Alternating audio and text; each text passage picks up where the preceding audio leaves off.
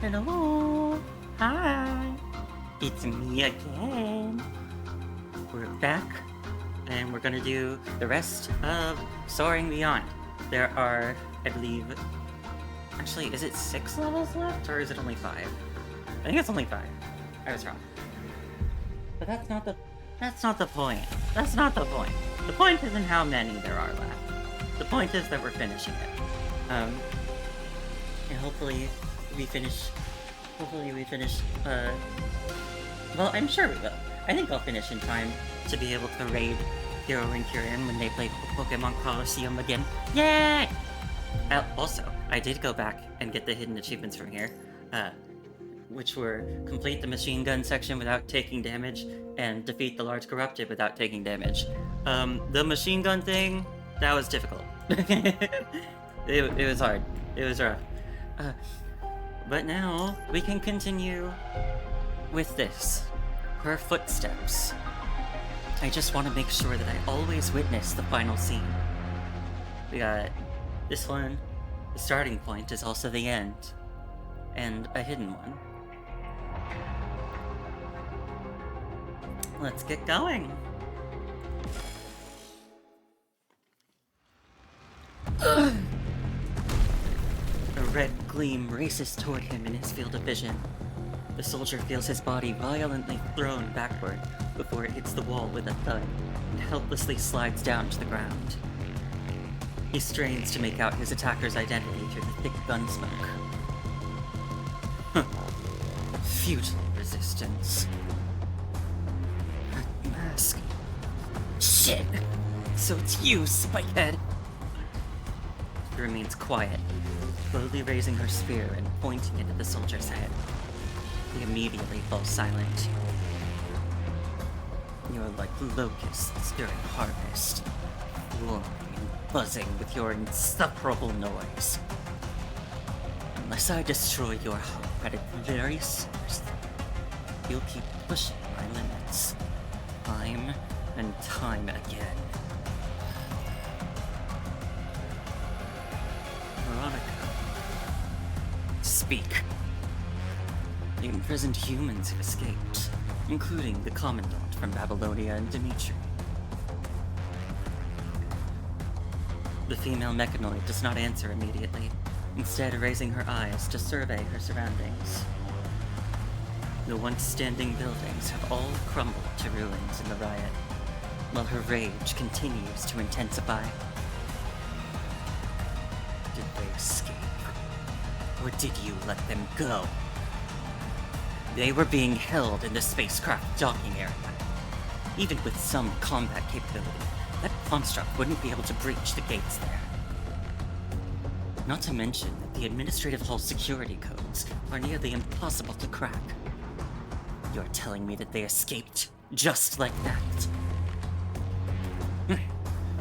Please don't be angry, Veronica. On the other end of the line, Alexei speaks with an unfamiliar emotion that Veronica doesn't recognize, his tone completely indifferent. You have 1 minute to explain yourself. I didn't want this either, but your associates, Han Ying, rescued them. The autonomous mechanoids and I tried our best to stop her. But Han Ying is completely devoted to the humans. They single-handedly took down both me and the autonomous mechanoids. A mechanoid of such power, I'm no match for her. He shakes his head with an exaggerated display of sorrow. Han Ying. How absurd. So she's made a deal with that commandant and sided with the humans now. She sneers. Veronica, I'm different from her. You know I'm on your side. That's why I must warn you, Veronica, as your loyal friend. Bifrost is entering its final charging phase. We can't afford any mistakes now. He turns to show the screen behind him through the comms feed. The lengthy loading process is nearly complete. I don't need you to remind me of that. build our new world, we must eliminate any possibility of human interference. You know how humans are. Always selfish, always arrogant, forever dreaming of eradicating those different from them and ruling this world. He waves his arms about in an exaggerated, theatrical manner. Once Babylonia discovers this place, they'll fire up their orbital cannons, their Longinus arsenal, and then... boom. That day will never come. A piercing gleam flashes in the red mechanoid's eyes, growing colder by the second. Babylonia is humanity's last hope, just as you said. And now it's finally time to snuff it out completely. Alright. I've made it to the control room, Veronica. It's time to begin the final phase. You should get here soon. We don't have much time. That human commandant and Han Ying are our biggest wild cards. Alexei, you've been acting strange lately. Oh. Must be your imagination? Veronica ends the call without a word. The whooshing sound of rushing wind in the final moments tells Alexei she is already on the moon. The final charging phase is about to begin.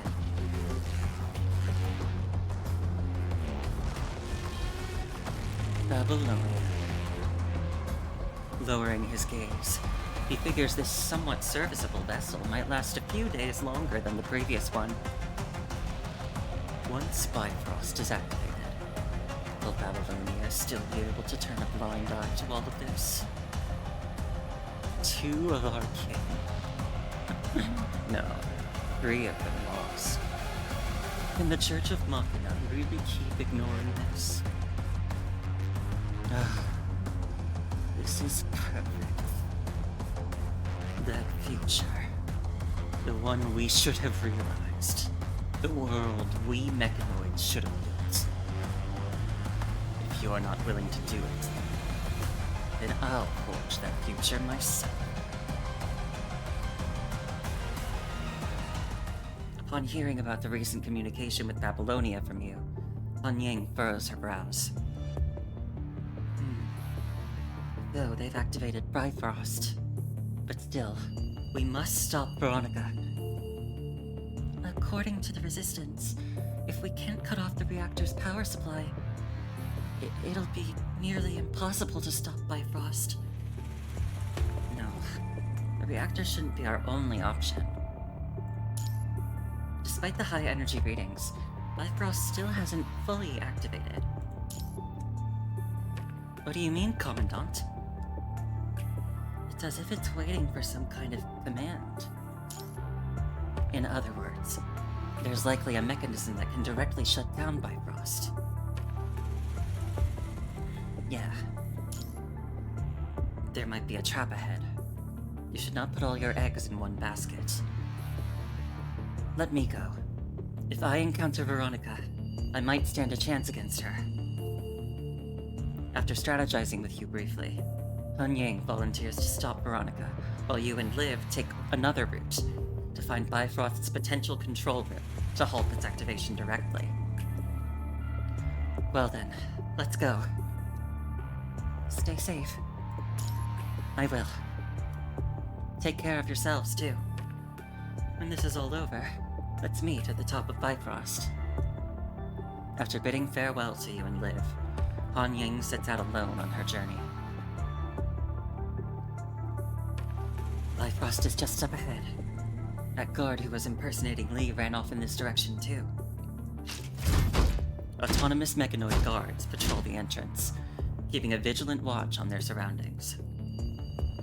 An express elevator straight to Bifrost? No wonder there are so many mechanoids guarding it. They must consider this place crucial. These autonomous mechanoids are following Veronica's orders. Looks like a fight is inevitable.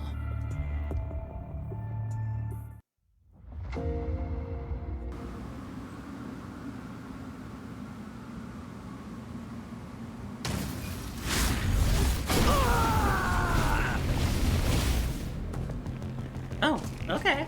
Okay. Okay. Wasn't expecting this. Oh my god, look how much HP you've got.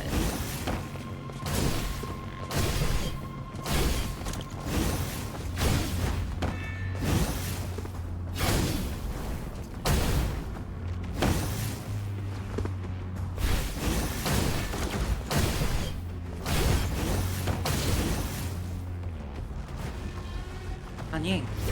ベロニカ待って。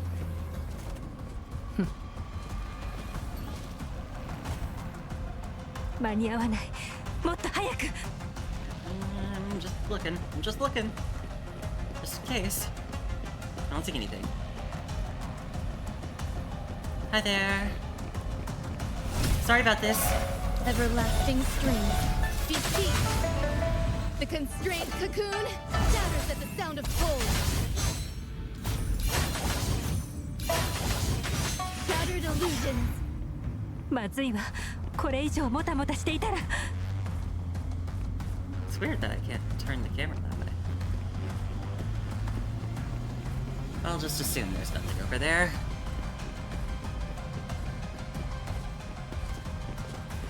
Oh, am I gonna keep switching back and forth? This is fun. 角頭の機械体が来たぞ。どけ。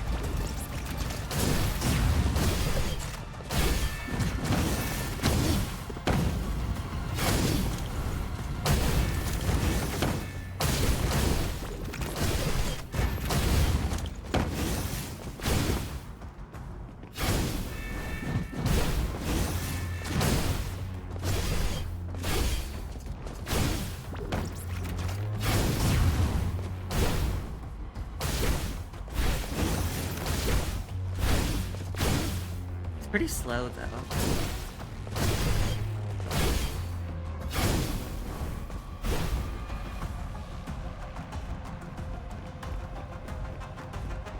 I'm coming.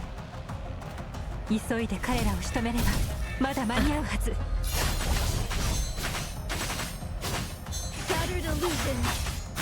Its resounding echoes will annihilate all vain illusions.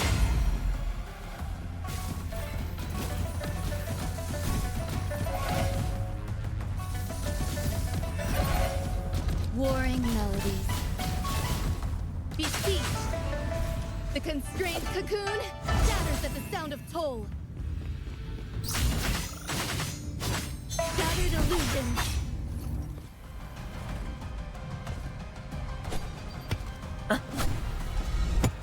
Oof, nice try.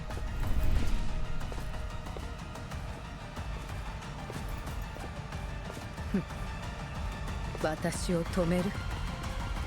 これ以上遊びに付き合う暇はない。I got an achievement already. Trigger the first confrontation between Han Ying and Veronica. Go this way? Hi there. Right scrolling.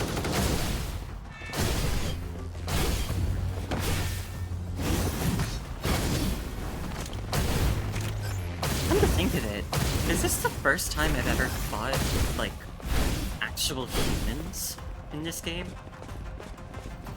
As opposed, I mean, I fought corrupted constructs, but, and also non-corrupted constructs. I don't think I've ever fought normal humans, unless I'm forgetting something.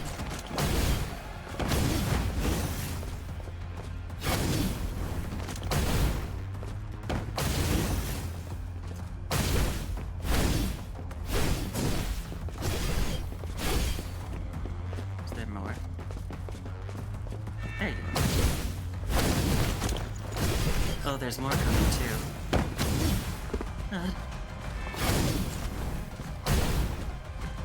Hi there.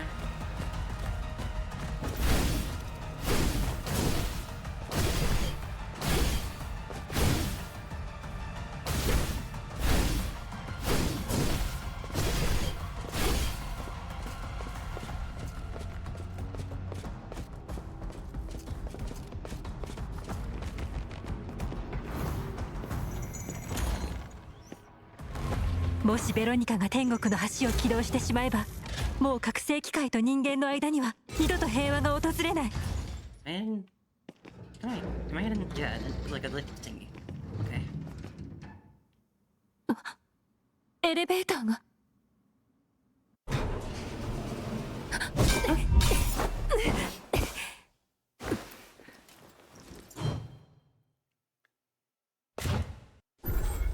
What? There's two of them.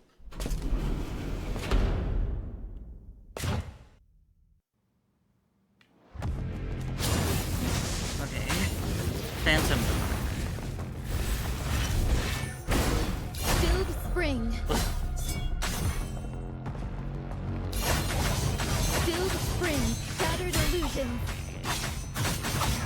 Its resounding echoes will annihilate all vain illusions. I'll assume that this is like a boss preview.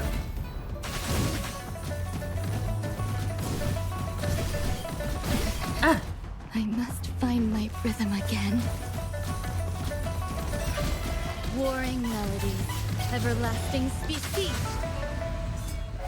The constrained cocoon shatters at the sound of toll. Shattered illusions. Wearing despair.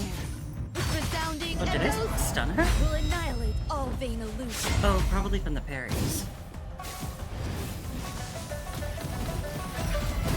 Ah! Warring melodies. Beseech.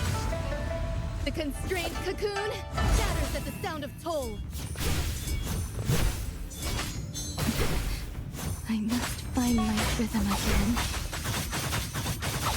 Wearing despair.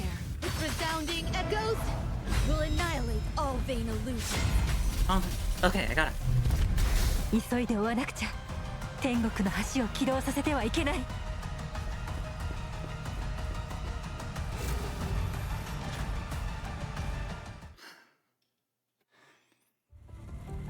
After an electronic voice announces access granted, the control room's door slowly opens, revealing a familiar figure in dark crimson standing at the entrance. Whew. Good thing it's you and not Han Yang. I told you, she's not a threat. She pauses, seemingly noticing something. You've modified yourself again? The young man before her has replaced his arm and lower leg with mechanical parts, making him look increasingly like a mechanoid. I had no choice but to do this after being gravely wounded in that attack by the human rebels. As you know, I've always admired a mechanoid. It's not against that aspiration to increase the number of mechanized parts in me. After pacing around the central console, Alexei turns to look at Veronica. I'll make them pay for this.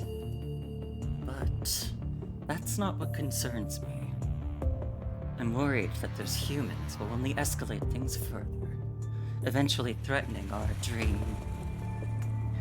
They didn't just attack me. They brought reinforcements from Babylonia, and even turned your own kin against you. As his tone grows more intense, the female mechanoid gets visibly more angry. Han Yang, SDC-39 are all hanged men this blindly devoted to humanity. Obviously, humans always have such an irresistible pull on mechanoids. Incomprehensible. After pointlessly sacrificing so much for humans, he died at the hands of those he showed kindness to. SDC-39. He was so naive, believing that the bridge would lead to heaven. And he even wanted to go with the humans. Sharp red light coils around her spear as she slams the weapon down beside her. Oh, careful now. It's very hard to repair the equipment here if it gets damaged. Keeping clear of Veronica's spear, he approaches the central console from the other side. Yes. SDC-39, our friend. What a pity. But there's still time, Veronica. We can still stop Han Ying and all the other mechanoids. If we successfully drag humanity into the abyss, these tragedies will never happen again. This is the bridge's final charge, Veronica. Babylonia is within our grasp now. He steps aside, revealing the charge button on the screen. Press it. That's all it takes. Once it finishes charging, we'll be one step closer to our new world. But Veronica does not press the button right away. Alexei, you've been acting strange lately. Weren't you always friendly to humans? Improving their conditions, speaking up for them? She turns a suspicious gaze toward Alexei. I must have told you before, no matter how much you mechanize yourself, you can never become a mechanoid. You don't have a mechanoid's core. Why is a human so eager to destroy his own kind? Perhaps I've been hurt by humans one too many times. He shows his bullet-riddled mechanical arm and lets out a soft sigh. I trusted them. Like you said, I tried to improve their conditions and fight for something better for them, but what did I get in return? I'm tired, Veronica. Besides, isn't building a new world for mechanoids our shared dream? A flicker of madness crosses his purple eyes. In this new world, there will be no more capricious humans. No more sanctimonious virus. Only a perfect world, forged from an ocean of steel. Mechanoids possess stronger bodies, superior computing power, and an unshakable order. Meanwhile, humans barely survive the torment of the punishing virus. Mechanoids should rightfully take their place. Above all, there will be no more lies in that world. As his madness subsides, an inexplicable glint returns to his eyes. Veronica, I've witnessed the rise and fall of mechanoids in Aerospace City as a machinist. Today, you may finally lead them toward a future that truly belongs to your kind. I just want to make sure that I always witness the final scene. He looks up, his expression heavy with sorrow, yet not a single tear falls from his eyes. Hi Cole, how are you? I hope you're having a good day. I still can't understand your kind after all. She frowns slightly before relaxing her face in resignation. Even if the final charging phase has begun, Bifrost can't be activated immediately. I'll remain in the control room and ensure no one interferes with it. But the situation in the city remains tense. The Resistance won't take a day off just because of this. You understand what I mean? Of course.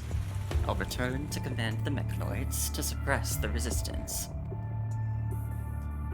Despite what he has said, Alexei remains rooted to the spot.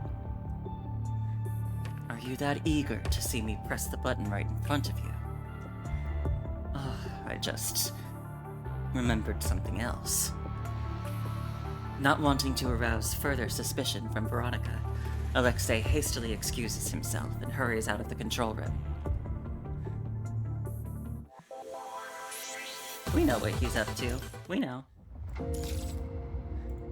We know who you are now. Oh, you got a nice salad to go with your good day? That's wonderful. What kind of salad is it? I myself, I had some chicken fingers.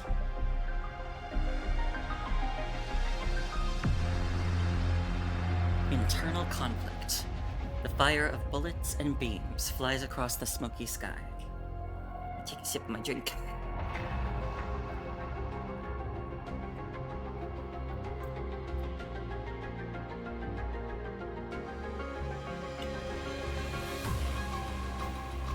Another thing is that it's been so cold today. It was so hard for me to get out of bed because I was just like, oh, my bed is so warm and not my bed is so cold. I don't want to leave. Like, I wasn't even that tired. I was just cold. I didn't want to get out of bed.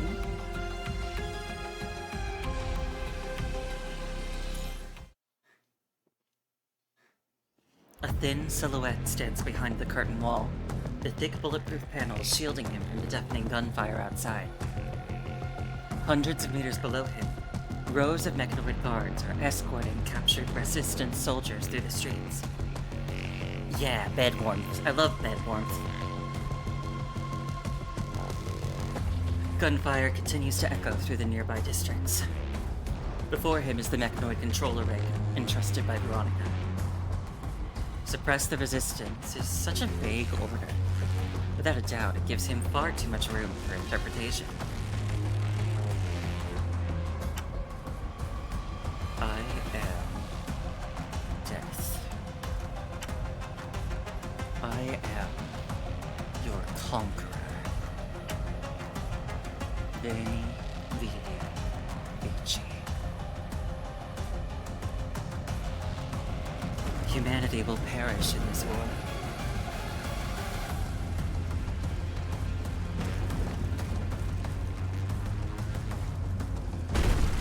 His empire will rise from a world-staining crimson.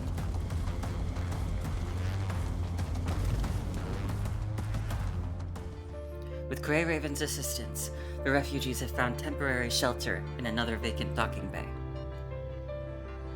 How are they holding up? They're doing okay. They still trust Dimitri. Although they were angry when they were handed over, they weren't actually harmed, so... After being reassured by both you and Liv that this is all part of a plan, the refugees harbor no real hostility toward Yulia. Yulia understands that this is meant to protect her, but she has not voiced any objections. That's good to hear. Just as the crowd settles down and a head count begins, a sudden commotion erupts among the refugees. What's going on? Looking across the hangar, you find all eyes focused on the girl in a wheelchair. Yulia clutches a perforated note tightly in her hands, her expression eerily calm amid the surrounding chaos. What? Dimitri? Where did he go? I think Yulia mentioned that he went to Bifrost? If Spikehead catches him, he'll die. I know he's in charge of maintaining the energy systems and knows his way around the reactor.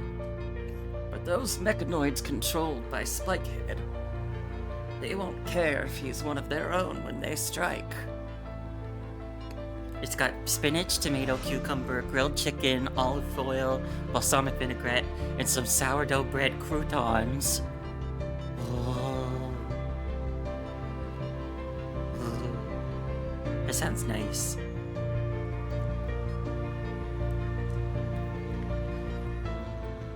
The old man's words fall like salt upon snow, dissolving what little optimism they've managed to build.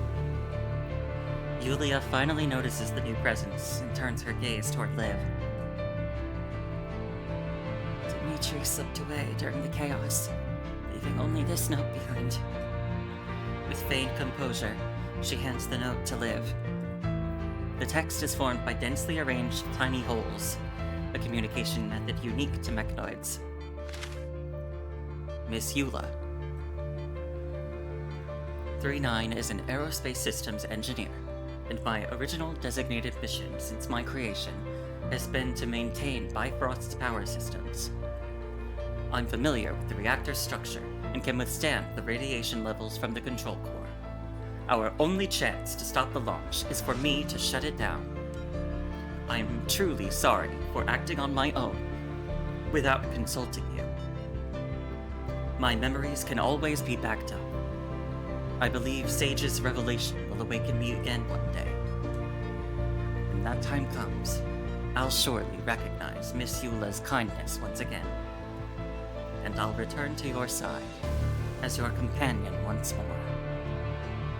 Were this city to survive until that day, please allow me this one selfish act.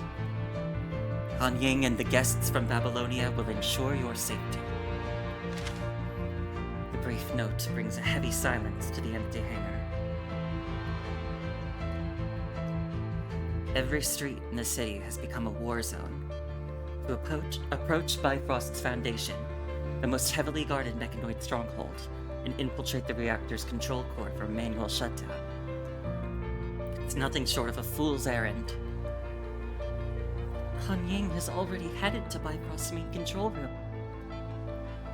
It's not that Dima doesn't trust Han Ying. It's just he can never bring himself to stand by and watch. Liv bites her lip. It's a feeling she understands all too well. Regardless, can't let him march to his death. The girl maintains a composed expression, making it impossible to guess what kind of resolve is brewing within her. She tucks the note into her jacket pocket, tenderly, as if handling an irreplaceable treasure. Gripping the wheelchair's handrims firmly, she wheels herself into the clamoring crowd of refugees. Everyone, please, hear me out. Despite her quiet voice, the refugees fall silent the moment Yulia speaks, as they are accustomed to. You can all see the situation we're in now. I'm sorry. It was my fault that we were captured by the mechanoids before.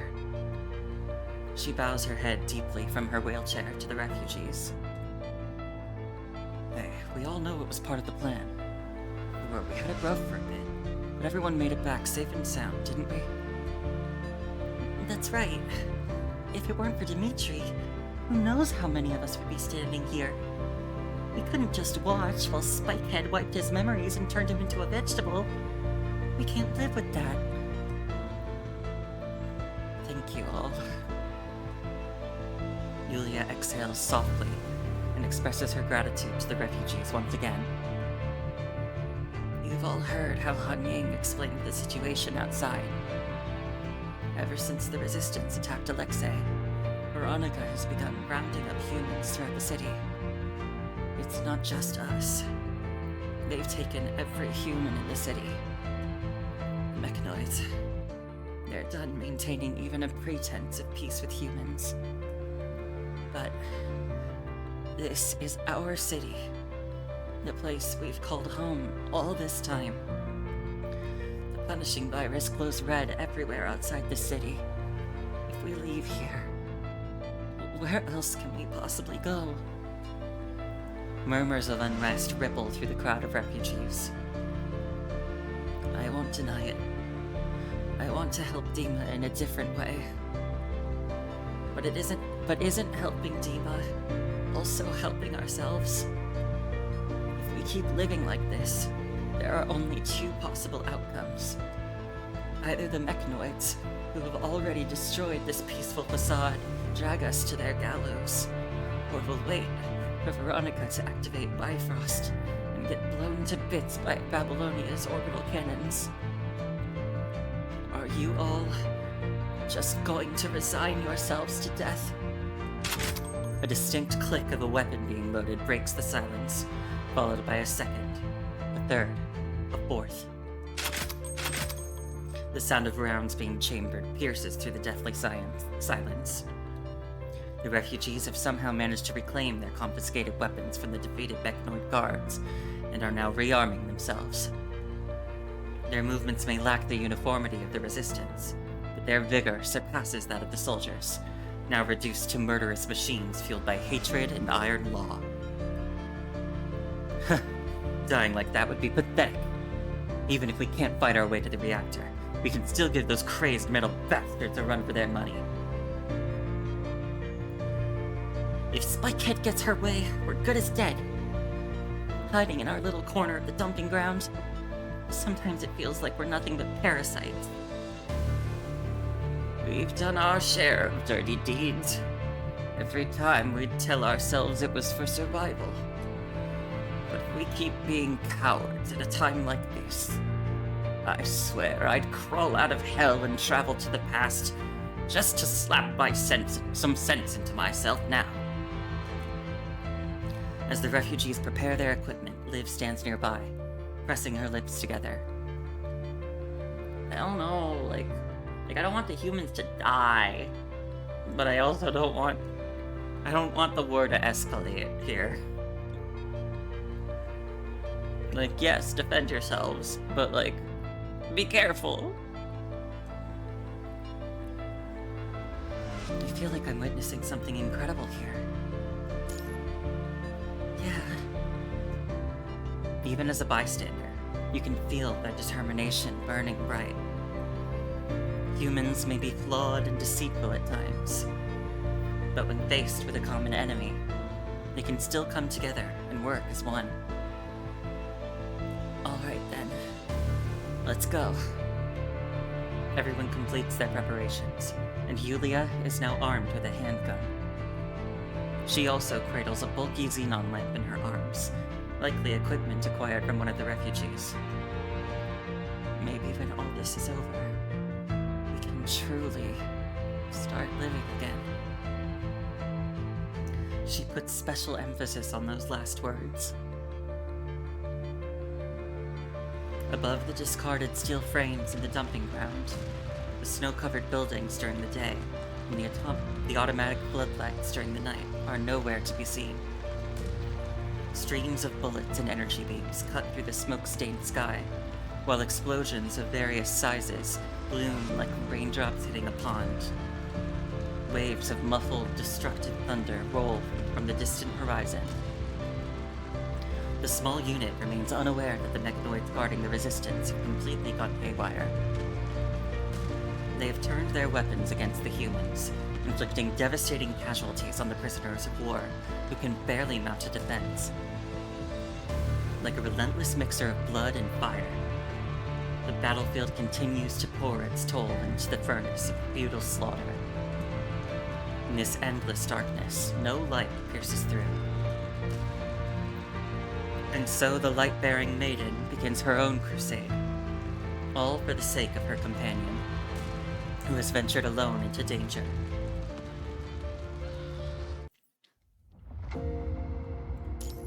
Beacon in the mist. The girl holds the bright light up high at the gate of courage.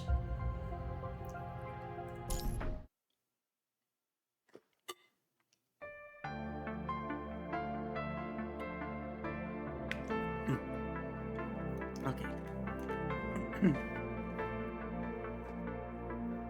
Natural light pours through the rectangular opening, carving a trapezoidal patch of soft brightness against the dim interior. Han Ying stands beneath the red emergency lights of the maintenance tunnel when a sudden comms request comes through. Cervantes. Finally got through to you. I was worried you might have run into trouble too. I'm almost there. How's the situation in Aerospace City? There's a noticeable urgency in his voice through the intermittent electromagnetic interference. It is rare to hear the usually composed Cervantes speak at such a rapid pace. Well, I wasn't really doing that. I'll do it when he talks in the future. The situation inside the church may not look good as well. The situation in Aerospace City is rather concerning. The comms blackout is likely due to Bifrost, the city's magnetic accelerator track, charging up. Its electromagnetic waves are interfering with my comms channel. Bifrost is charging. The often calm Cervantes sounds a little surprised.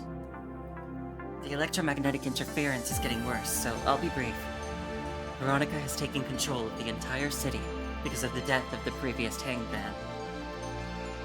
After hearing her brief explanation, Cervantes falls into deep thought. Justice, Veronica, the Emperor. I can't say for certain whether the Emperor had a hand in this or not. It's quite possible. If he really is behind this, his motives are bound to be more complicated than they appear. Don't underestimate Veronica's strength. She's always been rather obsessive, so you must be careful if you end up in a direct confrontation with her. I will. Also, I found some leads about Sage's key. Though caught in this conflict, Han Ying never loses sight of her original purpose. After extensive investigation, she finally finds a lead on those supplies.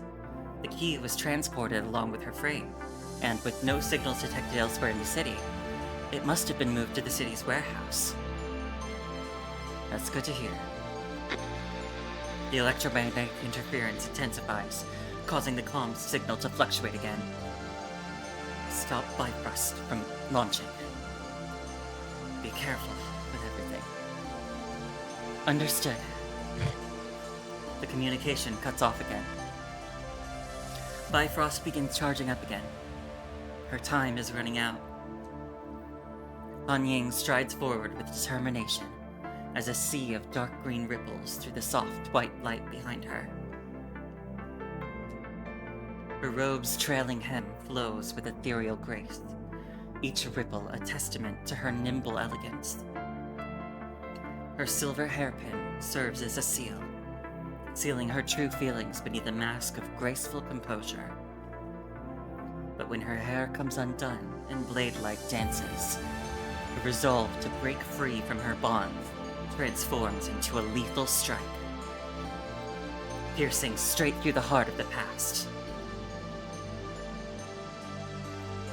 Through the autonomous mechanoid control array, Alexei executes the most brutal of commands. Machines throughout Aerospace City begin hunting humans without mercy, turning the streets into rivers of blood. Standing motionless behind the curtain wall, he feels an immense satisfaction even as his body, barely held together by machinery and prosthetics, teeters on the edge of complete breakdown. Sage. Oh, great Sage. Did you really think you'd die so easily? No. That won't happen. Things you won't do, I'll do them for you.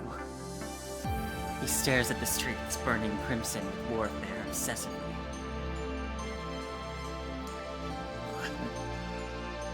Damn it. An excruciating pain spreads from deep within his consciousness.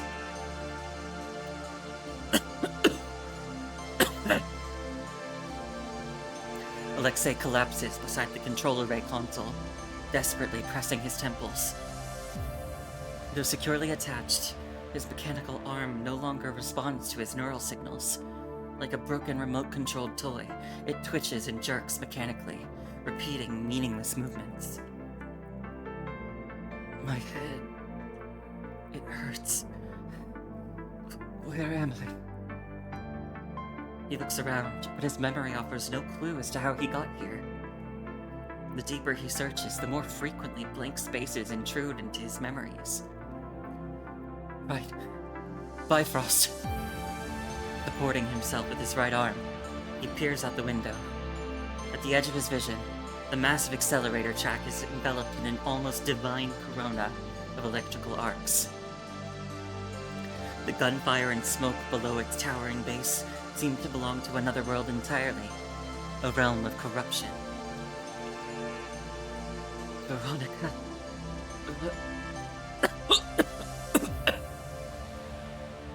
He can no longer form coherent words. The fluid he coughs up splatters across the smooth surface of the control panel's screen. Undeterred by his condition, the governor steadies himself on both feet and advances step by step toward the corridor leading to Bifrost. No sin is beyond redemption. After all, he has unwittingly become the catalyst for everything, and her accomplice. Perhaps the imprisoned captives are more fortunate than those still locked in this fierce battle. The mechanoids, their sensors glowing blue, faithfully execute Veronica's containment orders, acting more like guards than prison wardens. Small groups of resistant soldiers and captured civilians huddle in makeshift winter coverings, exchanging whispered words. Something doesn't feel right about this sniper mechanoid. Keeping us under control is all Spikehead wants. Goes to show she still can't get by without our labor. No point stooping to these toasters level. Once this is over, we might even get to negotiate with Spikehead directly. He yawns carelessly and rolls over on the makeshift camp bed. No, what I mean is, it seems like... A sinister red glow suddenly emits beneath the transparent arc of the guard's mechanoid centers. The veteran soldier, who has been lying relaxed, seems to sense something amiss and props himself up on his elbow to look around. Before the young soldier can even react, an eerie sound pierces the air. He instinctively shields his head with both arms from the flash and deafening blast right by him, only to feel sticky, warm specks of mud splattering against the skin of his forearms. No, the smell. It's not mud. He opens his eyes to find two bloodied limbs remaining on the bed where the veteran was. His upper body that was propped up just now has vanished, replaced by remains of flesh and bone scattered across the floor. The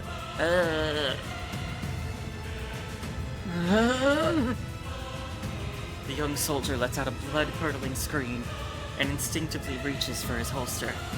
But there's nothing beneath the leather. The mechanoids have already confiscated all their weapons. The soldiers erupt into chaos. The seemingly docile mechanoids instantly revert to their savage nature, slaughtering anything their sensor detected as having the life signature. Stay calm. Prepare to counter. The battle-hardened leader reacts swiftly, but not swiftly enough to match the mechanoid's speed. Another volley of gunfire tears through his broad flame, leaving a mist of blood in its wake. People scatter in all directions, the imprisoned civilians descending into uncontrollable panic. The mechanical creations march forward under their new orders, driving the humans into a hopeless corner. Amid the concerto of automatic weapons, flesh blooms into flowers of death. Human remains, linen shreds, and metal fragments rain down like merciless hailstorms of the far north, pelting the chaos below. Grab their weapons! Form a counterattack! The stench of burning flesh nearly makes them dizzy, but the humans' sheer numbers remain their last advantage. Driven by survival instinct, the soldiers swarm an isolated mechanoid, forcibly tearing the automatic weapon from its arm. Yet lives vanish with each passing second in this desperate struggle. Piercing screams of agony echo through every corner of the street. The mechanoid tears apart his former comrade right before his eyes, while he remains immobilized by bullet wounds in his legs. Blood splatters across his body as he desperately crawls toward the street corner, the only thing he could do now. A thunderous roar that can end all bloodshed echoes from afar, piercing through the heavens. The fresh killing field falls into an instant silence, as thick brown clouds of dust enshroud both humans and machines alike. What is... Could it be mechanoid reinforcements? He lies on the ground, teetering on the edge of despair. A blinding light pierces through the battlefield's dust clouds. From the distant darkness comes a sound, different from anything before. The sounds of gunfire and human calls fill the air, and then, a composed voice of command brings everything together. Mechanoids neutralized at 3 o'clock. The girl in the wheelchair raises her xenon lamp high. Its luminance cuts through the gun smoke, dispelling the gloom like a lighthouse in the mist, and guarding all those who still draw breath. Behind her stand the refugees, weathered and scarred by their ordeals. But their weathered faces show not a trace of fear. Guided by the light, more armed figures emerge from behind the wall of smoke. The lamp in her hand is lightning-cocked, and it unleashes a power that can cut through any darkness after this explosion. It beckons to the lost warriors, showing them their path once more. Yulia, a name that means eternal gentleness and perpetual grace. Her father's tragic indecision in the face of conflict has turned the hopes behind her name into bitter irony. But in this moment, she finally reclaims the power to define her name. To be gentle does not mean to run away. I am Yulia. Everyone, please stand. She states this self-evident fact with her characteristic tranquility. Yet the rescued resistance soldiers remain frozen in place. She repeats her invitation, maintaining her gentle tone. Please stand up and join us. These people might seem like cowards to you for accepting the Mechanoid's protection, but they understand what has kept them alive. If this city falls, all our stances become meaningless. Now, the Mechanoids have drawn first blood. A few resistance soldiers slowly rise to their feet, their eyes fixed on Yulia. The harsh light reflects in their pupils. Should we meekly lay down our arms and walk into the night? Or blindly fight on, driven by hatred? No. I don't think anyone would choose either of these options. More soldiers rise to their feet. We fight for our right to survive. We fight to restore this city to what it once was. Join us. Take up your weapons. Her voice remains calm, yet each word carries an unwavering strength. One by one, people begin dusting off their weapons, helping each other up. They gradually gather around Yulia, drawn together by a shared purpose. The dying resistance leader reaches out to Yulia with his right hand. She closes her eyes briefly, then leans forward to accept the olive branch extended by the dying militant in his last breath. In their blood-stained touch, she sees a final moment of repentance.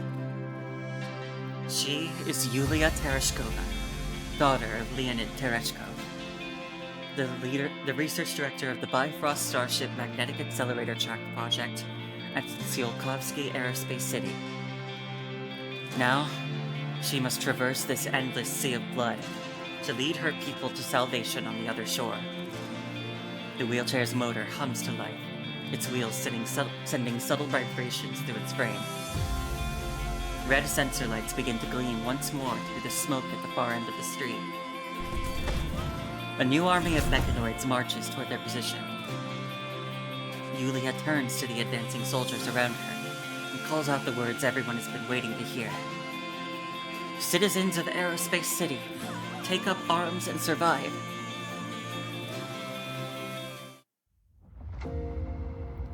Alright. Time for the boss fight against Veronica. You'll have to go over my dead body if you want to stop me. Bid farewell amid the melody of a lute, with a long-held wish.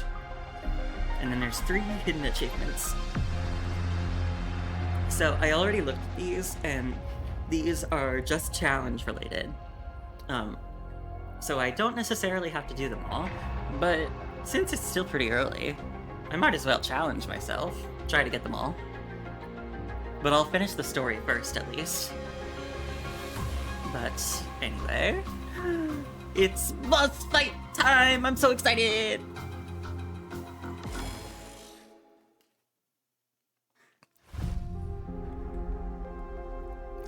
The majestic bridge towers against the horizon as biting winds sweep up flurries of snow from the ground. From the far end of the bridge, the setting sun casts its blinding rays. Veronica! What a nuisance. The dignified mechanoid woman turns her head with cold indifference, her form silhouetted by the dazzling light. I've said it before. The Church's internal struggle is none of my concerns. You're welcome to observe. If you choose to interfere, I won't show mercy just because we're kin. What if I tell you that Alexei might be controlled by a traitor from the Church? Is that none of your concerns as well? Don't think I'll hold back just because we're both mechanoids. A spear cuts through the swirling snow, its tip aiming straight at Han Ying. I'm not lying to you, Veronica. Alexei contacted us not long ago. He begged us to save those humans and stop you from making an even graver mistake. He said he couldn't control himself anymore, and he'd completely lost control of his mind. He begged us not to activate Bifrost. Us. You're just another mechanoid brainwashed by humans. Veronica's words come out as a reflexive growl. Though unease stirs within her, her voice remains cold as ice. So what? Are you saying humans don't deserve to die? Even putting aside what happened to Alexei, don't humans deserve this fate after everything they've done? You're not seeing the whole truth. Ignorance. You're a mechanoid too. Are you blind to the suffering humans have inflicted on our kin? But more humans are here helping our kind where you can't see. And there are more who... I only trust what I've seen with my own eyes. Veronica aims her spear into the distance, the tragedy at Aerospace City still etched in her visual module. They called SDC-39 a rampaging monster, claiming it was a carrier of the punishing virus that would kill all humans. I wanted to lead them to safety. Is that really okay? I'm just a human. Can I really join this Church of Machina? Of course. The Church of Machina welcomes all displaced souls. This city is no place for you anymore. Come with me, and leave this place behind. It was also an evening, with snow dancing in the air. Though all modules indicate the temperature was just as bitter as today, the sunset seemed more brilliant than ever before in Veronica's memory. The Hanged Man. Initiating search. The Hanged Man, the 12th major arcana card in the tarot deck. It is used to interpret fate and fortune. The Hanged Man represents an extension of justice.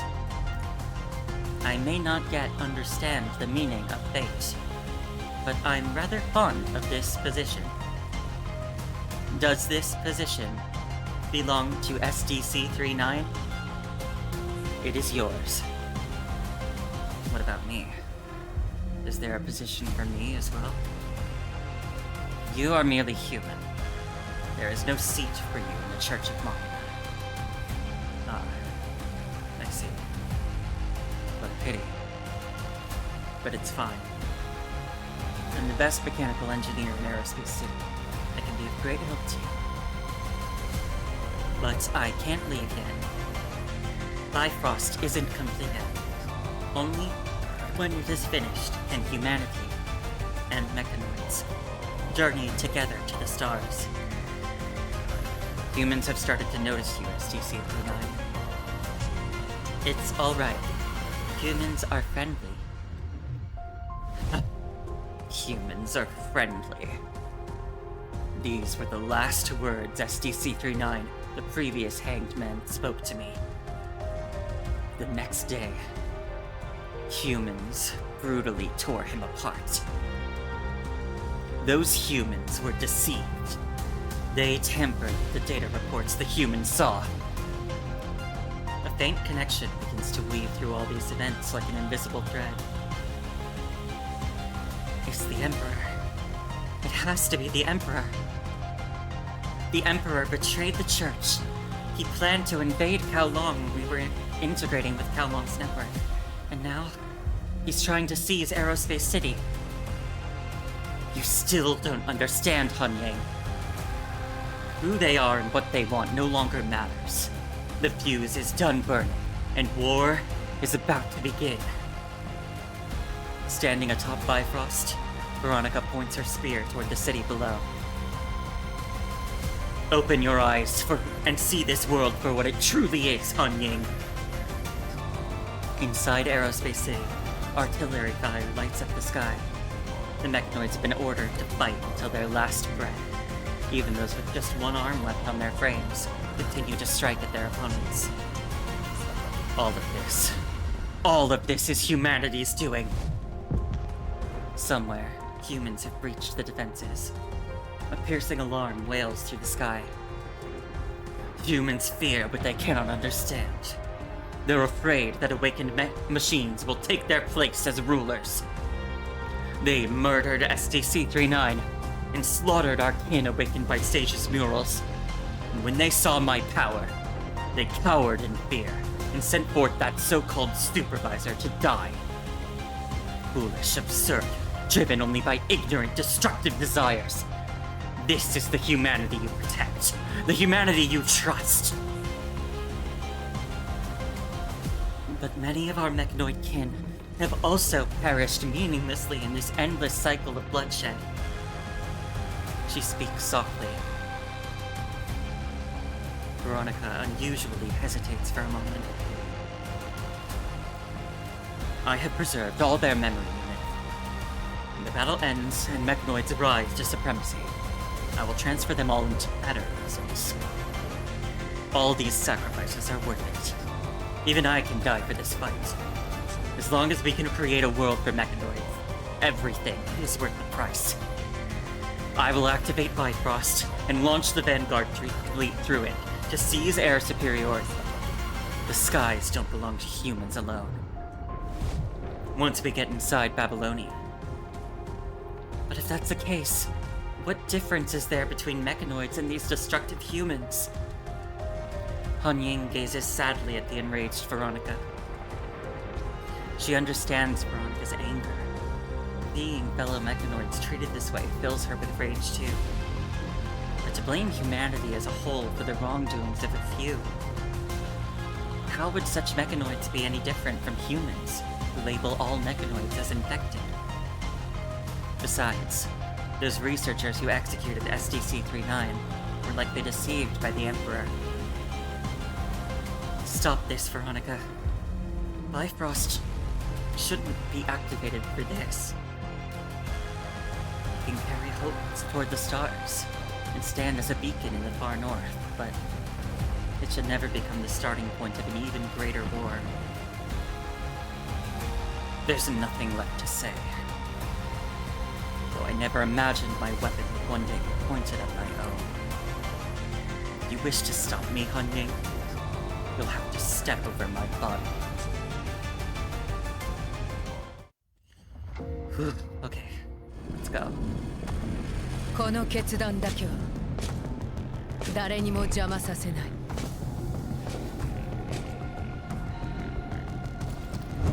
たとえ同胞であろうとも。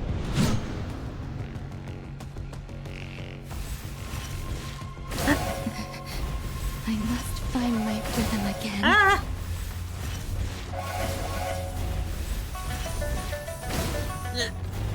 Oh boy.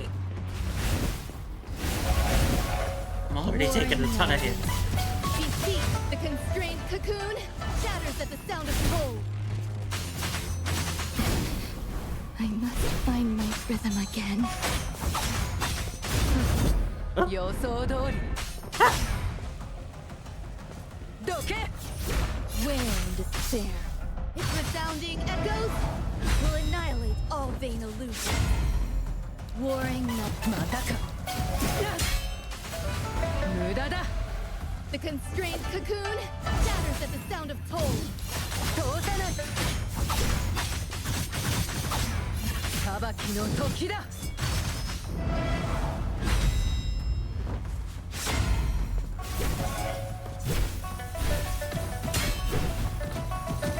偽りの天国を撃ち落とす。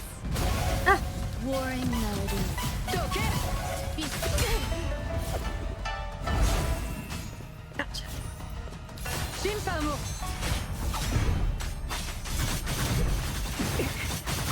どれまだわからないのか。我々の未来に人間は不要。 Oh, hell yeah.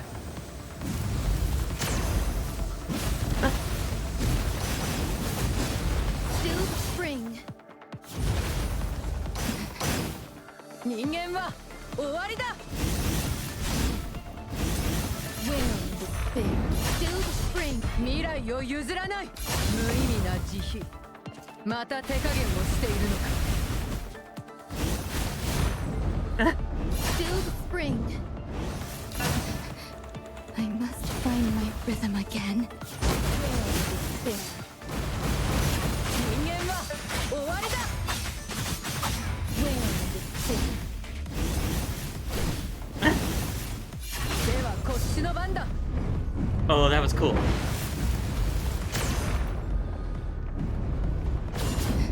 I must find my rhythm again.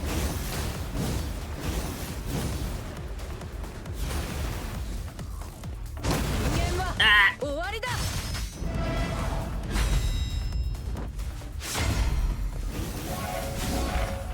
Warring melody. Beseech. The constrained cocoon. Shattered. 無駄だ Shattered illusions. 我々の時代を切り開く Resounding echoes will annihilate all vain illusions. Warring melody. Beseech. 偽りの天国を撃ち落とすまたか Wind spin.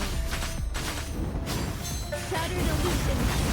審判を Wind spin. I must find my rhythm again. 無意味な慈悲また手加減をしているのか Still the spring.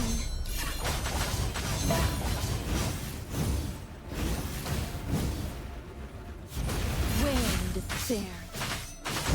こっちの番だ Still the spring. Shattered illusions. もうお前たちを守 Oh, れない that's weird. She got stuck over there. Can I hit her from Resounding here? echoes will annihilate all vain illusions. 見届けよ我々の未来を この Come back, 槍で girl. Oh, 旧世 okay. 界を貫く She's doing this thing again. 人間は終わりだ Beseech. The constrained cocoon shatters at the sound of cold. もうお前たち偽りの天国を撃ち落とす Wind spin. Resounding echoes will annihilate all vain illusions. 見届けよ我々の未来をこの槍で旧世界を貫く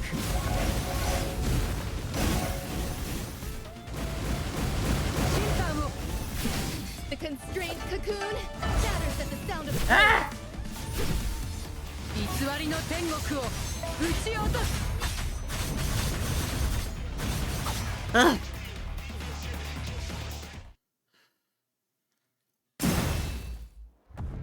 That was fun. I like that.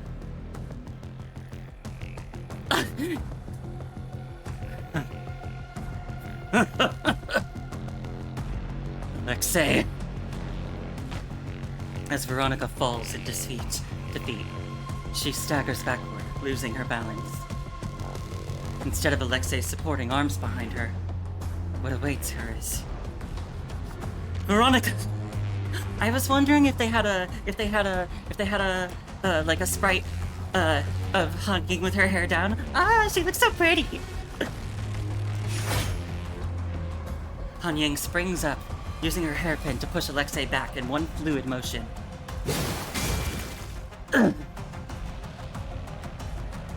She is too late. In an instant, Alexei plunges his dagger deep into Veronica's frame. Surrender your frame controls, Veronica.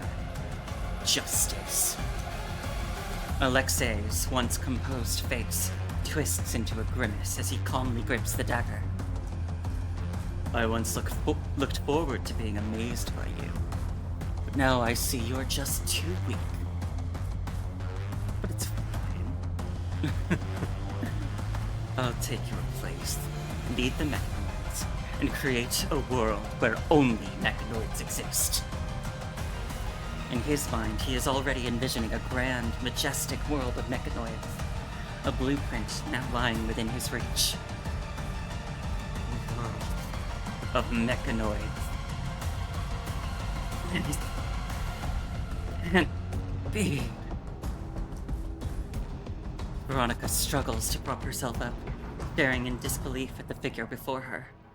Someone who looks familiar, yet feels like a complete stranger. Stop struggling, Veronica. You're not Alexei. Of course I'm not. That fragile coward thinks he can enter the sanctum of mechanoids with his mere human flesh. Such hubris demands a price. Wouldn't you agree? Every living being pays the price for their choices. You and I both.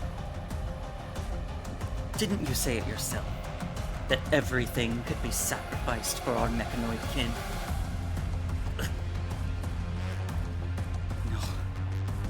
I won't let you harm Veronica. I won't allow it. Alexei, you won't survive without me. This pathetic wreck of a body you have can't possibly sustain. Even so, I won't let you hurt Veronica. Alexei yanks the dagger out of Veronica's frame, struggling with all his might against the other presence within his body. You may control my vocal and visual module, but... His fingers tense up as dull sparks burst from his mechanical arm. You will never control my will. After several moments of internal struggle, Alexei's own mind finally prevails. He seizes the dagger with all his might, plunges it deep into his chest. Alexei! Lying on the ground, Veronica struggles to prop herself up.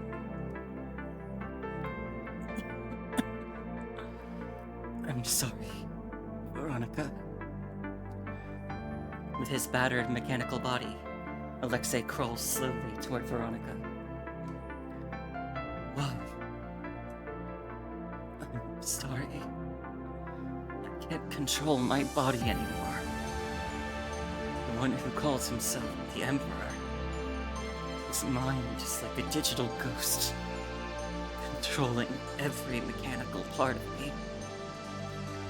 But he can't control my mind.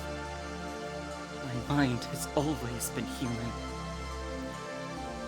He coughs and lets out a slow, bitter laugh. You used to mock me, didn't you? How I could never fully become a mechanoid, no matter what. That wasn't my intention. Just... Veronica has never realized how harsh her words have become. How her harsh words have become blades, deeply wounding her friend. I know you've always been like this.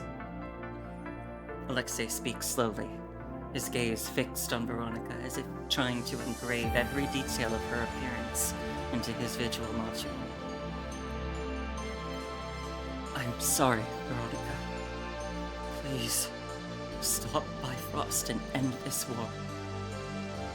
It's all my fault. I was too arrogant, thinking I could have it all under control. Those aren't the words you spoke to me. If we successfully drag humanity into the abyss, these tragedies will never happen again. This is the bridge's final charge, Veronica. Babylonia is within our grasp now. There will be no more lies in that world. Veronica, I've witnessed the rise and fall of the mechanoids in Aerospace City as a machinist. Today, you may finally lead them toward a future that truly belongs to your kind. I didn't know his origins, but the ghost who called himself the Emperor told me he could help me become a real mechanoid. I'm sorry, Veronica. I can't deny it. All this calamity might have been caused by my own selfish desires. He gazes at the woman before him, giving her his final smile. I'm sorry, Veronica.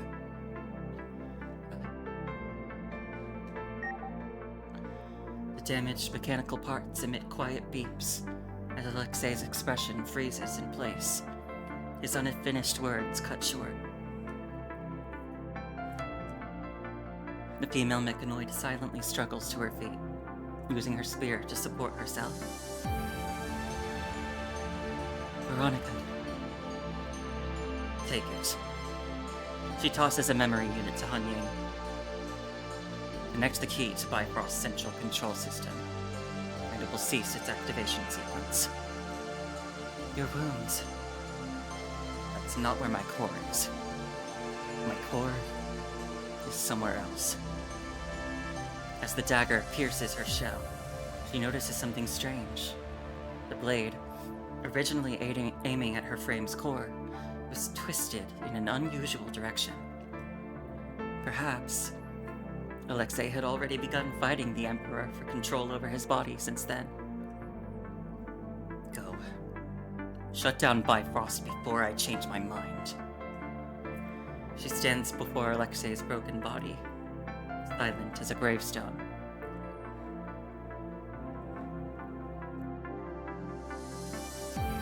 Dmitri! As Veronica ceases her orders, the mechanoids gradually stop fighting. Seizing this opportunity, Yulia rushes toward Bifrost where Dmitri awaits. The blizzard rages on. Dmitri's broken frame lies exposed in the swirling snow, so frail that the wind could seemingly lift him into the sky at any moment. Cut off power. Stop Bifrost's launch. Despite his memory shell being damaged from the connection process, Dmitri stubbornly continues to repeat his previous actions. Cut off power. Stop Bifrost's launch. This place, it's beautiful. Stars. Yes, stars. The Earth. Would it look like this from space? A tiny blue star? Once Bifrost is built, we'll be able to go see it for ourselves. Stop Bifrost's launch. Snow falls heavily from the sky. Dmitri! Are you there? Dmitri! Quick, hide, Dmitri. Don't let Dad find out I snuck you out. Miss Yulia.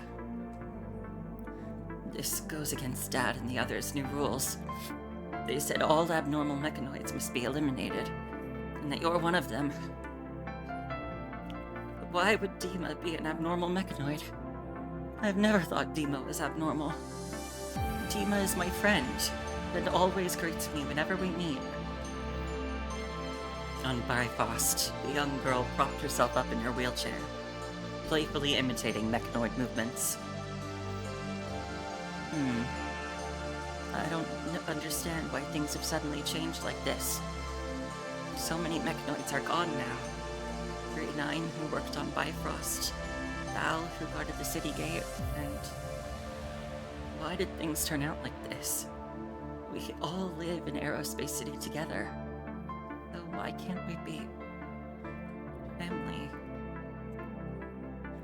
Family. Yeah. If only there weren't so many strange things happening here. We could have all lived together like we used to. Stop. Launch. Dmitri is indeed familiar with the reactor's structure.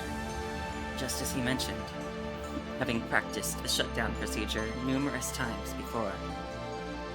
Even with his memory shell circuits nearly completely destroyed, he continues to perform the action etched deep within his memories. Dimitri!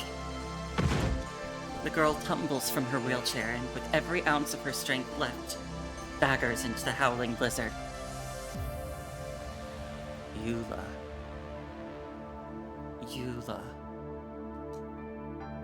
Bifrost. Bifrost has been stopped. You did it, Dima. You did it. Tears stream down Yulia's face, crystallizing into ice. That's wonderful. Without so many strange things happening here, we can all live together like we used to. That's wonderful, Eula. That's wonderful. Tima, you did it. You did it. Bifrost. Dimitri's memory shell begins to collapse from forcefully connecting to the reactor. His visual modules growing increasingly blurry. Eula, do mechanoids have souls too? Where do our souls go? Will I be able to see 3-9 there? You will, Dima. You will. She holds Dimitri's body tightly, curling up in the howling snow. Yuva. Family. It's so cold here, Dima. The mechanoid gives no response, but his body stays warm for a long while before slowly turning cold. The mechanoid will never respond again. Oh.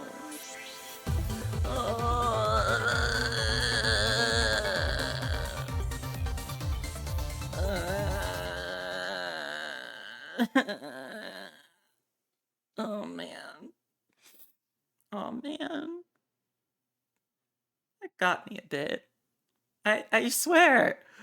Why is it always with the humans and the machines becoming friends, and then the robot has to die? Why does this always happen? And it always makes me sad. Okay, well, I got 2 of the achievements. I got the one that I would get, and then mysterious dragon soaring through the clouds. Clear the stage in 1 life. Yippee!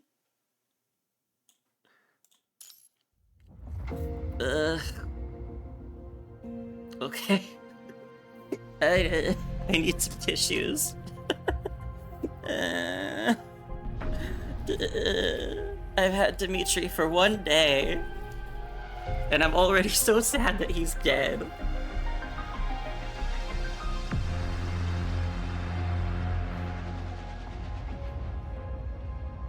Or these tissues are a little different.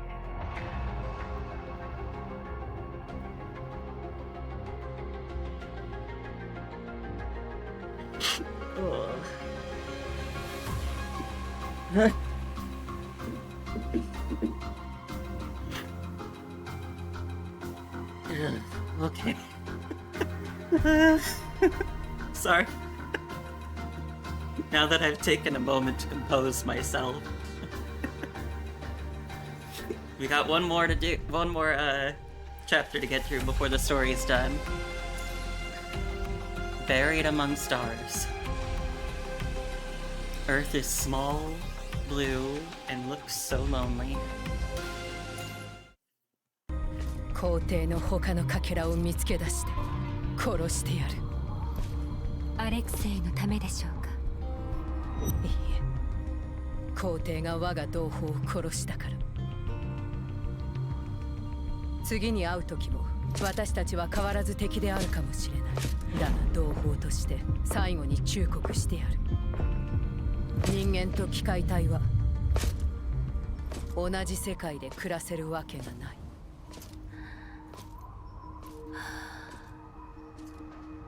でもその未来を必ず見つけ出す。そうでしょう、指揮官。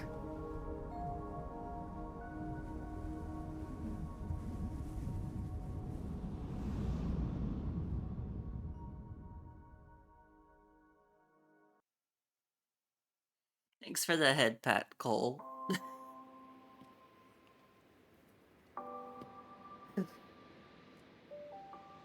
All of this feels just like the dreams I used to have. Dreams? From observer to participant to outsider. I was like a reader of a book, standing within its pages and experiencing its story firsthand. As the snowstorm subsides, faint melancholy lingers in her eyes. But you've made your contribution to the story. If Han Ying had not reached out to Veronica, Babylonia might never have had the chance to make contact with Veronica. Without Han Ying's help, it would have been nearly impossible for Liv and you to rescue the refugees on your own. If Han Ying had not held off Veronica, you would not have been able to stop Bifrost's launch so quickly. If it were not for Han Ying, had Veronica activated Bifrost, Babylonia would have retaliated immediately. A full-scale war between mechanoids and humans would have been inevitable. Maybe. Looking back at Aerospace City, the flames of war have temporarily subsided. Humans and mechanoids rest on opposite sides, clearly divided, until an awakened machine crosses this boundary. She gently offers the gathered food to the human she once knew so well. After a moment's hesitation, the human accepts her offer. At least this story didn't end in the worst possible way. Right, Commandant? Yeah. Despite all the conflicts born from prejudice and lies, Aerospace City may have preserved the possibility for humans and mechanoids to coexist. I guess things are wrapping up here. Not yet. Veronica has relinquished control over the city's mechanoids and returned to the Church of Machina to track down the Emperor. With the support of the remaining humans, Yulia has assumed the role of governor for now. Bifrost has ceased charging, and communications in the city have been restored. After discussions between Babylonia's diplomatic court and Aerospace City, both parties agree on terms for the joint development of Bifrost. Can everything really end this simply? After Cervantes' arrival, they've examined Alexei's body with Veronica's permission. Many mechanical pathways show signs of being sealed off. Alexei must have tried to prevent Schultz from escaping further, but he ultimately failed. Where did the Emperor go? I'm not sure. According to Cervantes, Schultz's true form is merely a piece of code.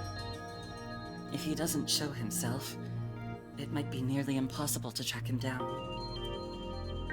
Veronica might have her own plans. What about you? Huh. Me? Although Han Ying has not explicitly said it, her attitude and interactions with Veronica suggest that her journey to Aerospace City involves more than just looking for Veronica.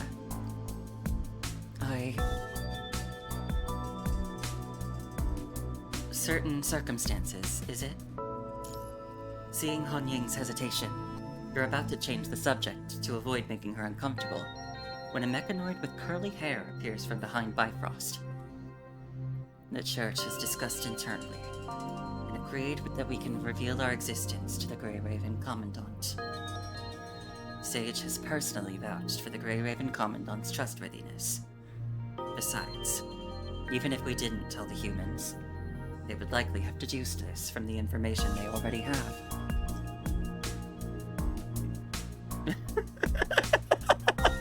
Seaweed Bob? What?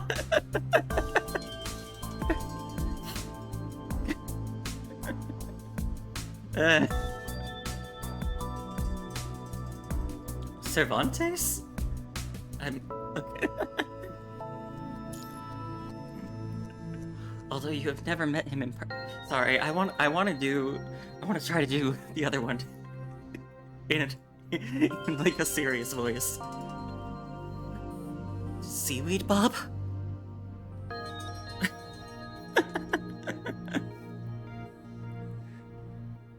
Although you have never met him in person, you have heard about this mechanoid's existence from Constellia.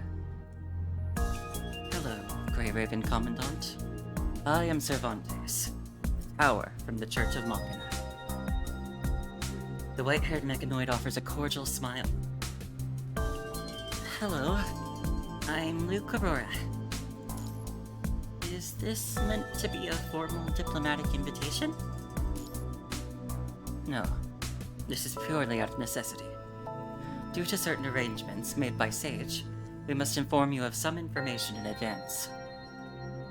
While Han Ying's arrival at Aerospace City was unexpected, her purpose here was related to this information. She has accomplished her mission perfectly by finding this. This is Sage's will. He hands over a terminal-sized case. This is the key. A new key to activate the invitation. How do you know about... It's also a message left by Sage. This Sage you talk about is Nanami? Your memories come flooding back. Dominic delivering the invitation to Chu through Nanami, and the full sensory simulation device from Nanami used to decode the invitation. The two mechanoids remained quiet, their silence seemingly confirming your speculation. It all makes sense now. Nanami being the sage the mechanoids speak of, how she's always acted mysteriously, and Chu encountering her in Tabula Akasha.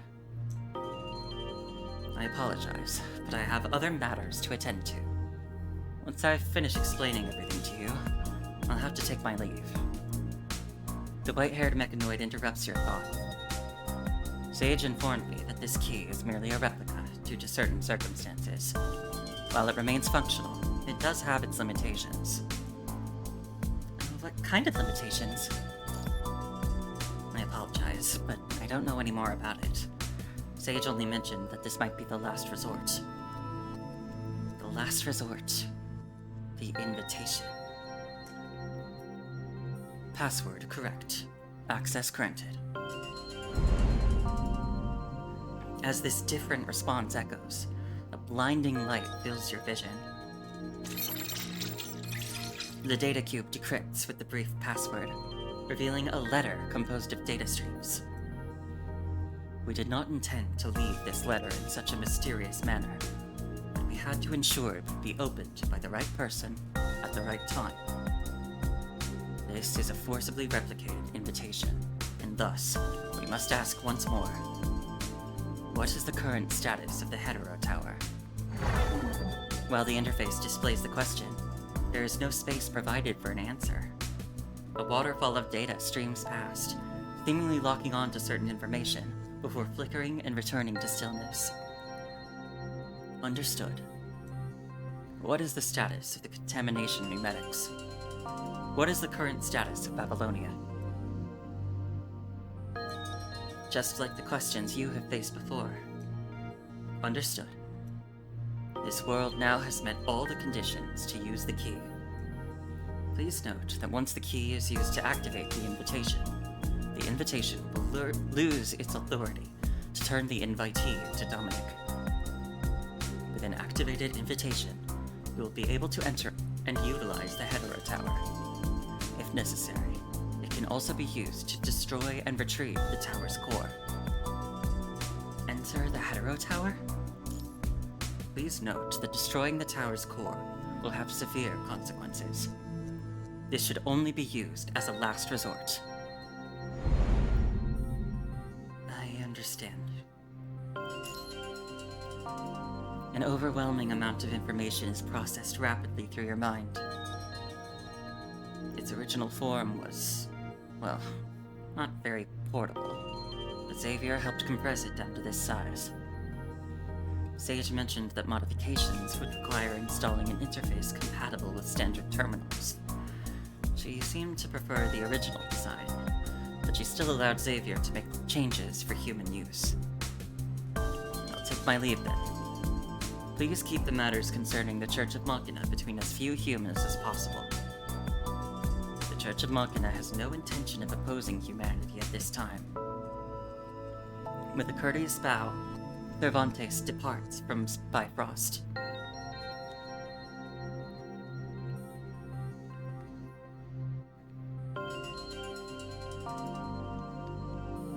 Cervantes! Did you find it? Yes, this should be it. She hands a small black box to Cervantes. That's it indeed. So, what exactly happened to the church? The Emperor has returned to the church.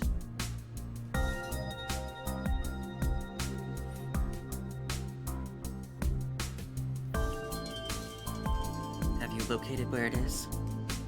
Pinpointing its location isn't difficult. There are no secrets in the Church of Machina. The real challenge is getting it out of here. Precisely because there are no secrets, every move we make must be completely justified. Especially since this thing was left behind by Sage. Zero's definitely gonna... Oh my! Wheel of Fortune? What are you sneaking around here for? Zero leaps nimbly down the stairs, with a bunch of long cables trailing behind her. Just making some necessary adjustments to upgrade my language module. That's not true. I heard you mention Sage. Zero stands beside Wheel of Fortune like a shadow, her eyes scanning every detail. My audio module works just fine. You were trying to take something Sage left behind, and you were communicating with someone else. No, you must have misunderstood. Enough. There's no need to hide anymore. We're kindred. There shouldn't be secrets between us. Shulz? You despicable thing! Zero closes in on Wheel of Fortune and snatches the terminal from his hands, her eyes narrowing as she examines the communication device. What Sage despises, I despise as well. Sage has already disposed of you. You shouldn't even be alive!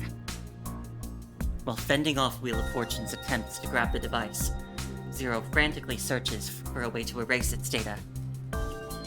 You maniac! Zero, think carefully. Why would I willingly reveal myself to you? Give Sage a chance to praise me, of course! While fending off Wheel of Fortune's attempts to grab the device, Zero frantically searches for a way to erase its data. No, this is about Sage. If this continues, we're heading toward a future without her. What are you talking about? Taking advantage of the distraction, Wheel of Fortune manages to snatch the terminal back from Zero's grasp. We're going to lose Sage, and face a future without her. In Gestalt, I saw countless futures, but Sage is nowhere to be found in every possibility where humanity survives. And we're heading right down that path. Are you just going to stand by and watch her disappear? Why should I believe you? What makes you think I trust you more than Sage? Because she would never tell you about the future. A future without her. Haven't you found it strange? She spends less and less time at the church, and our contact with her grows more distant by the day. But Sage dislikes you. Though she somewhat believes the Emperor's words, Zero's eyes remain fixed on the miniature terminal with a serpentine intensity. That's because she cares for those humans. I, Shulz, am the apostle of Sage's mechanical will. How could I possibly deceive you? The punishing virus won't interfere with our true cause, but humans will.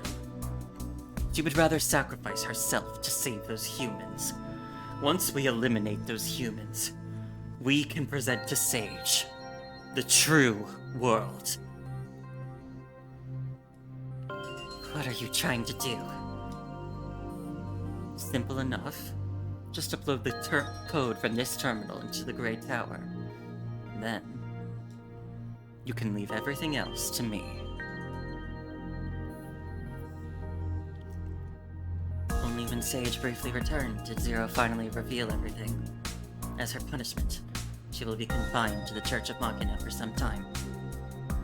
The Emperor collaborated with Wheel of Fortune to hijack a shipment of supplies, including you and the key.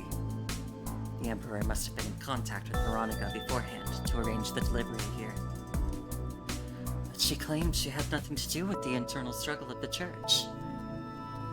Veronica didn't understand the importance of the key, nor did she anticipate my arrival. Her desire to destroy humanity had nothing to do with the Church. She might indeed have nothing to do with it. The Emperor might have sent these supplies under different pretexts. As for the exact reasons, I'm not quite sure myself. That code blocked the Grey Tower's signal transmission, and the network protocols were only comprehensible to the Emperor. It took Xavier and Amina quite a while before they managed to fix it. I'm glad everyone's okay. We're fine for now. Let's hope nothing comes up later. The white-haired mechanoid tilts his head back and heaves a deep sigh.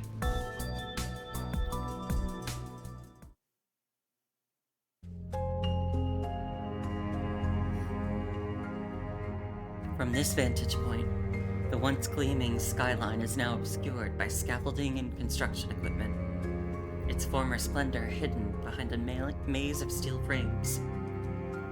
Yet the absence of conflict is a testament to Aerospace City's revival. Babylonia has not only provided supplies for reconstruction, but also joined forces with Aerospace City troops to clear the surrounding forests and help refugees from the far north establish settlements. The cycle of hatred shatters and crumbles as a new beginning rises from the ashes. Ma'am, fuel loading and system checks are complete. We're ready for launch at any time. Just Yulia is fine. Before stepping through the threshold into the future, she has to bid the past farewell. I'll go check on it one more time. Are we heading down to the track? Yes. Let's go there. She spins her wheelchair around and enters the elevator. The familiar weightlessness from the descent washes over her, momentarily freeing her from gravity's embrace. The automatic door slides seamlessly into the wall, revealing once again a pristine white world before her eyes. Salute! Under the clear sky, soldiers' right arms rise upon her appearance, sweeping through the air like a cresting wave. She makes her way toward the distant spacecraft, passing by faces familiar or strange. Then, Yulia comes to a halt beside the massive spacecraft. The black and white thermal tiles on the spacecraft's underbelly remain sleek and pristine. The steel creation, rather than becoming a bullet of hatred, stands here imbued with a new purpose. She gently caresses the spacecraft's hull, as if touching the curved surface of a space helmet. Stars. Yes, stars. The Earth. Would it look like this from space? A tiny blue star.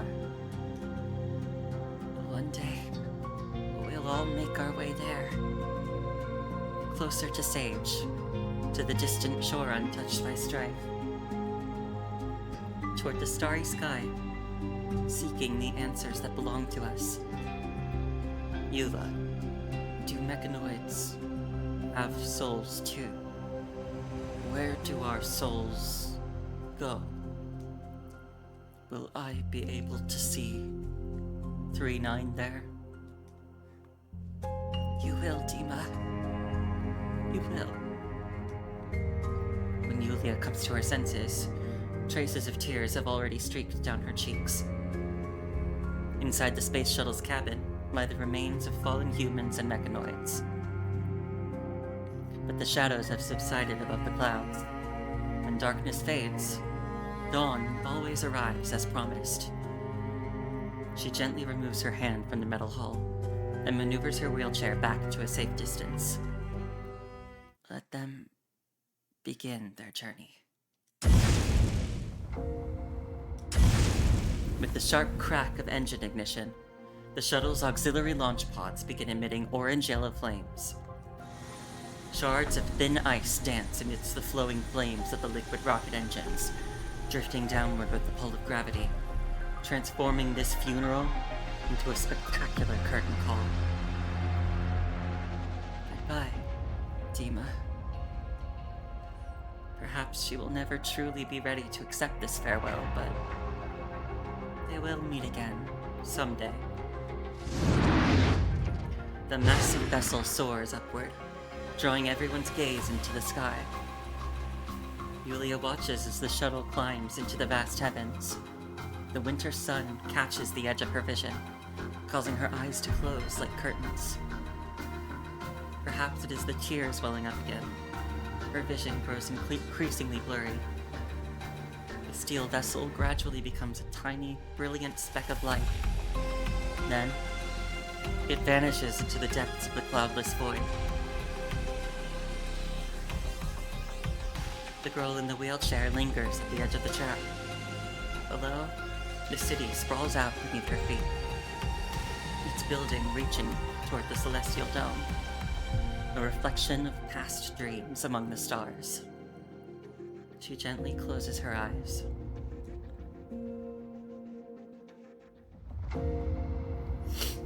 Okay, well that's it for the chapter. I got a bit emotional at the end there. I'm sad about Dima. I said it before and I'll say it again. There's something about robots becoming more human, gaining sentience, and becoming friends with humans, and then dying. It always gets me. It always gets me. It's just, there's something about it that's like so cute, but also so sad. I don't know. But anyway, since it's still pretty early, I am going to try and get these last 2 achievements in the boss fight. Because why not? So I got the one for clearing the stage in 1 life, and then I've checked, and the other 2 are for performing 20 parries, and I think making it through the phase change without getting hit. So I'll try that. And this boss fight was fun, so I'm happy to do it again.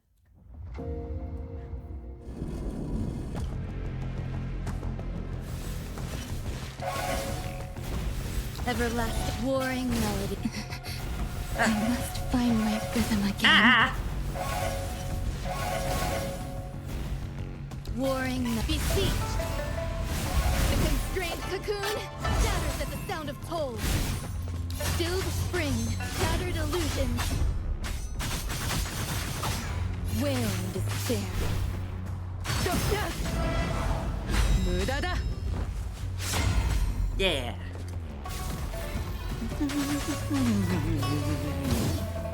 Sabaki no toki da. 1, 2. The constrained cocoon shatters at the sound of toll. 3. Stilled 偽りの天国を撃ち落とす。 wait. 審判を。 Ah! I must 4. 予想通り。 What? Ah! Ow! I didn't know she could do that. またか。Still the spring.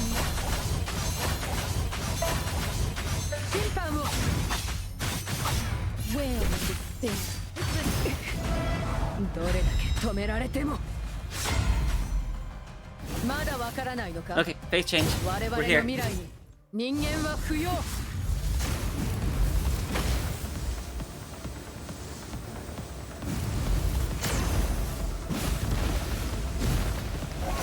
Oh, I think I took damage. 人間は終わりだ Oh. Never mind, I didn't. Oh, what I saw must have been my shield wearing off. 無意味な慈悲また手加減をしているのか Warring melodies.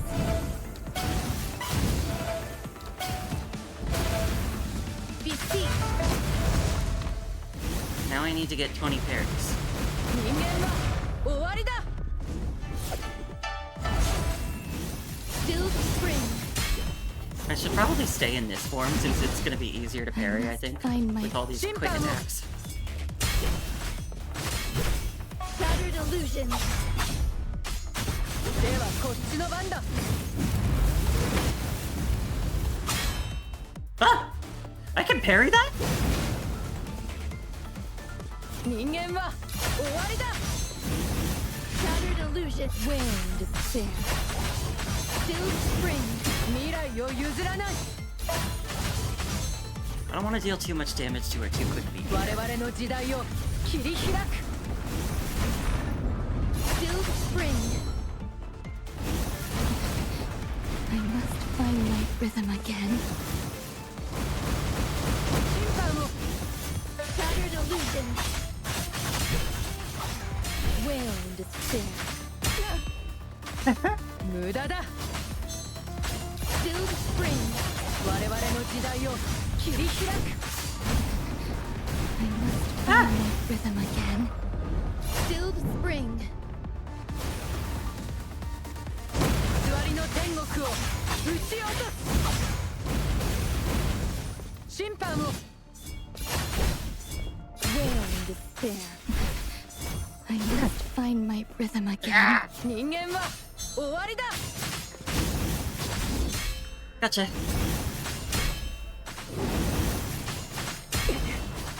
どれだけ止められても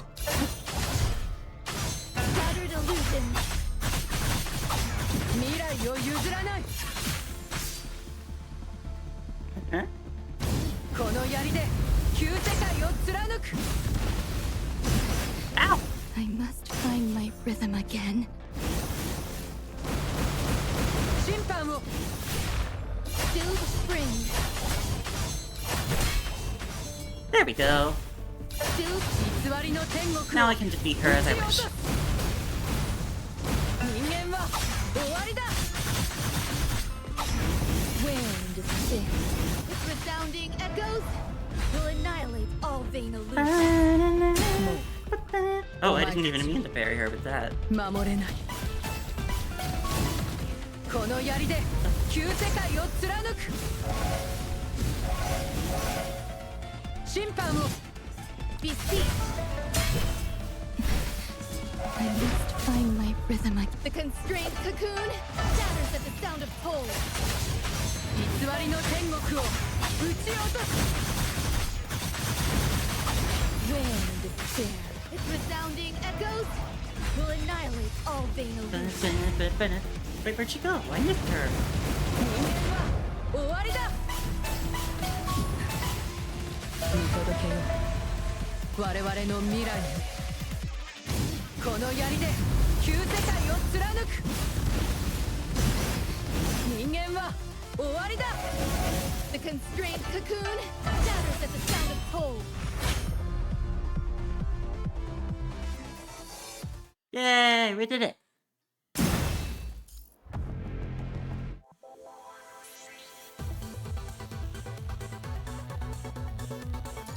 All right, and now we get this thing. Soaring beyond. Even if the heaven is too far to reach, The bridge of dreams should not fall into hell. When the war is over, the stars will shine again, and we will reach the future, where we stand together. Alright! So that's it for this story chapter. Yay! I had fun. I've been waiting for Hanying's Solace Tune Frame for so long. I had so much fun playing with it. And since I got her for myself, I get to keep playing with it. Yay! I'm just so happy. But since we're done with the story and we got all the achievements, there is not really much else for us to do here. So, I guess I'm going to say goodbye.